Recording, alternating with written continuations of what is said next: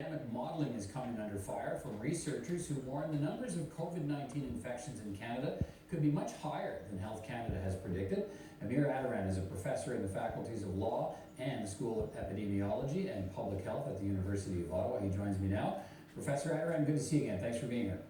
Hi, Peter. First of all, tell me about your study, what your team has done here, and who was involved. Let's start there. Let's get the background on this study. So this is an epidemiological modeling study. It was done by scientists at University of California, Berkeley, San Francisco, London, and here in Ottawa. And so it's an international team of people who do know how to do modeling and make epidemiological projections.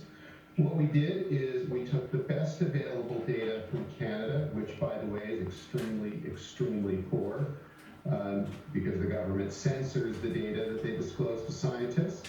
And with whatever we could get, we tried to track the future of this epidemic in terms of what the next year looks like, depending on different scenarios of social distancing. Okay, let me stop you there for 1 second. So the government censors the data it provides to people like you? It does. How come?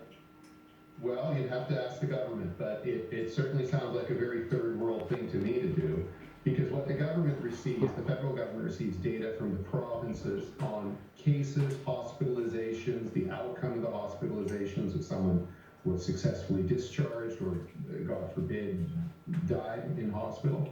Those data are collected by the Public Health Agency of Canada, which in turn gives it to Statistics Canada to publish. But somewhere in that handoff, the Public Health Agency is censoring which province the case is located in. They're removing the geographic information, and I think it's to spare embarrassment to the provinces. But what it's really doing is obstructing science and making the quality of forecasts and the ability to get out of this mess safely worse.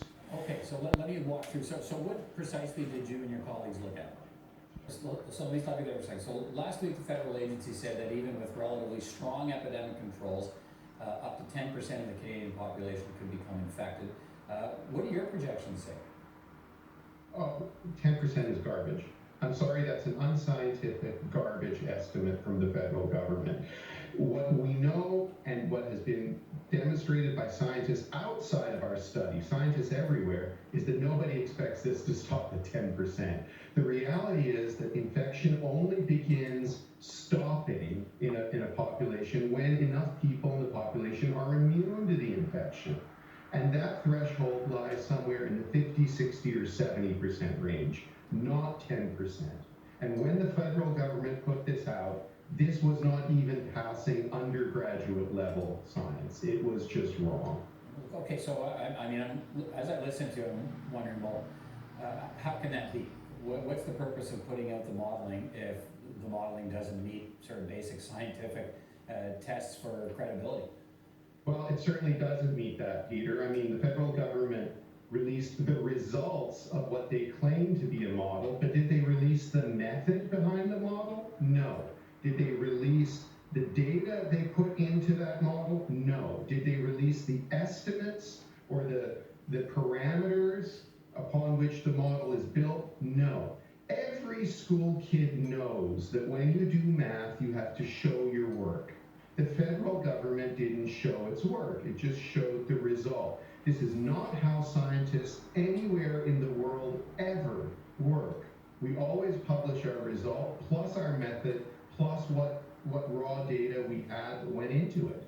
And for the federal government not to understand this proves to me a profound level of scientific illiteracy in the place where competence and scientific training and scientific skills now matter the most. Okay, so